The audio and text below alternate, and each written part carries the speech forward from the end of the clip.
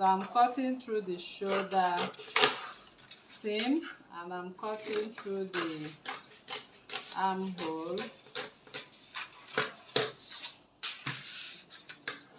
I cut through the bust accommodation, and from there I've cut my blouse. So I'm going to separate what I have on my yoke line. Remember, the yoke line, I'm supposed to make it run into the armhole, so we don't have need for replacement of our darts. Okay, so I'll make it run into the armhole.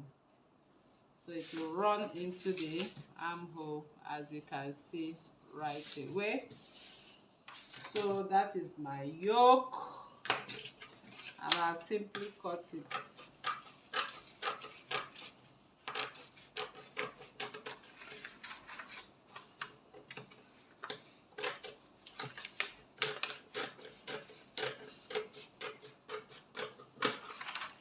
Can you see that? So I have my yoke, as you can see right here. Remember, this is a full bodice pattern. If you wish, you can fold it by 2 when you are cutting and cut on fold. That is if you wish. You can fold it by 2 and cut on fold.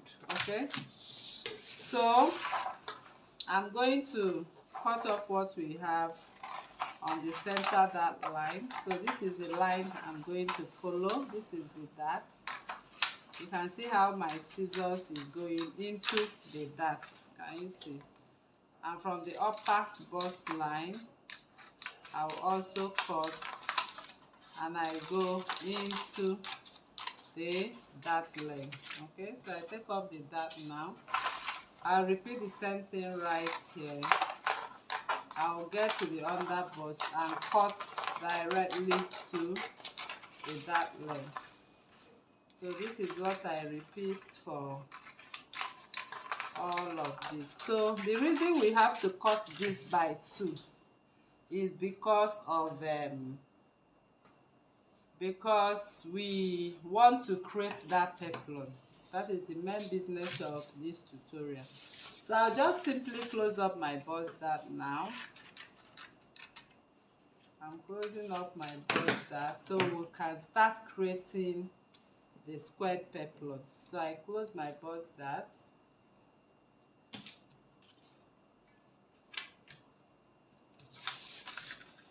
So this is what I have for one part of the front for my full scale blouse.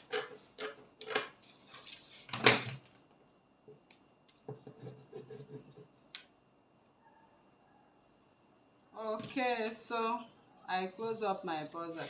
All right, so now it's time for us to start creating. This is the pattern for the front, so the back pattern is not an issue. So it's time for us to start creating the what we have right here. Okay, so another thing you can also do when you want to measure this 11.5, if you are finding it difficult to follow the measurement we took before, you can just put the lines together. Can you see the lines? You can just put them together like this on your paper, because that is how you are going to sew it. And you can now measure across the line. Can you see? So here I still have 11.5. Okay, so that is that. So I will take away this pattern so we can construct the peplum. So to construct the peplum right now, I'll be using this part as my base. And from this base, this is the starting point. I'm going to measure my 11.5 inches. I make a mark. So from there, I'll draw a straight line. I'll square my line, and from here, I'm going to square my line as well. So line is squared, and I'm going to measure 8 inches. So I'll pretend using this as 8 inches. Remember, it's a miniature. So when you are making that, note that the width is 8 inches, unless you want to extend the width. Okay, so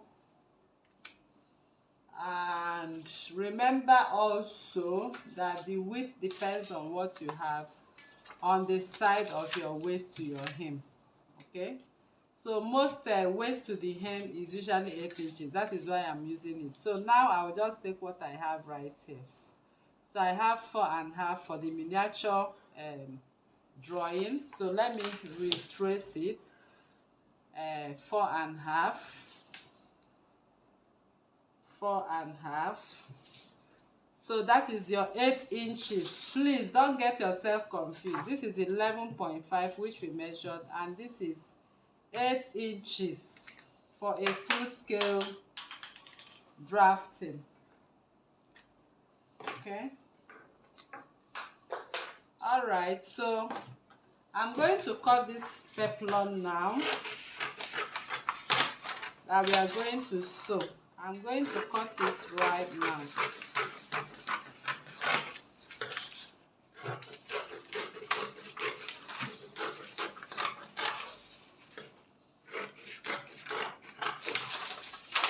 So I'm done cutting now. This is my peplum. As you can see, this is my peplum. So this is the part of the 8 inches, and this is 11.5 which we cut. So I'll come back to sew my dress now. This is my front pattern which I'm done sewing. So I'm done sewing and joining everything, padding, doing everything. And this I have turned it with my lining. Okay, my interfacing, my lining, I've turned this peplum. So all I'm going to do now, I'm going to sew this. I'm sewing this on this line. I will also mark this line out on my fabric. I will sew it on this line first. Can you see? I'm going to sew on the side. I'll attach it on the side completely. So once you attach it on the side, okay, let me just use my adhesive to attach it on the side so you see what we are doing. This is the attachment on the side. So it has been attached, so you can see it following the line that we marked. So once you push it to follow the line, I've sewn it on the side now. Okay, on this illustration, I've sewn it on the side of the dress. That is, you are doing this on the front side before you can talk about coming in with the back pattern to join your fabric. So I've sewn it. So once you sewn it, you need to align it. So when you are lining it on this line, you push it to come over to this line. If you look at the side, you see that there is something looking like it went up, as in like looking like the normal peplum, you know, by the side of that dress on the thumbnail.